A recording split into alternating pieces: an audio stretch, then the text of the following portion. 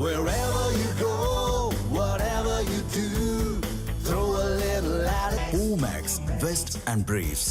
கோவையில் கல்லூரி மாணவியை தாக்கிய இளைஞர்கள் மீது பெண் வன்கொடுமை தடுப்புச் சட்டம் உள்ளிட்ட 8 பிரிவுகளின் கீழ் வழக்கு பதிவு செய்யப்பட்டுள்ளது.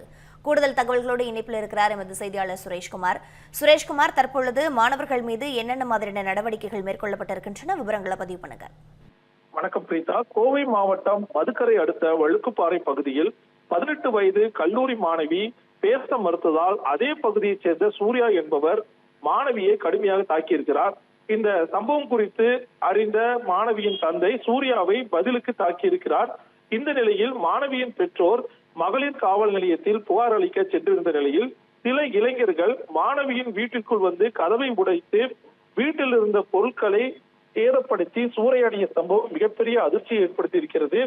இது தொடர்பாகவும் மாணவி மதுக்கரை காவல் நிலையத்தில் புகார் அளித்தார். அந்த புகாரின் அடிப்படையில் மாணவியை தாக்கிய சூர்யா மற்றும் வீட்டுக்குள் புகுந்து பொருட்களை உடைத்து சேதப்படுத்திய மணியரசு, நரேந்திரன் உள்ளிட்டோர் மீது பெண் வன்கொடுமை தடுப்பு சட்டம் உள்ளிட்ட 8 பிரிவுகளின் கீழ் போலீசார் வழக்கு பதிவு செஞ்சிருக்காங்க. மேற்கொண்டு இந்த சம்பவம் தொடர்பாக தீவிரமாக விசாரணை மேற்கொண்டு வராங்க.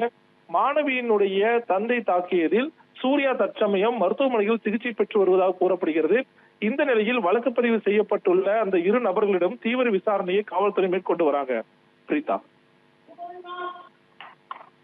தற்போது இருக்கக்கூடிய விவரங்களுக்கு நன்றி சுரேஷ்குமார்.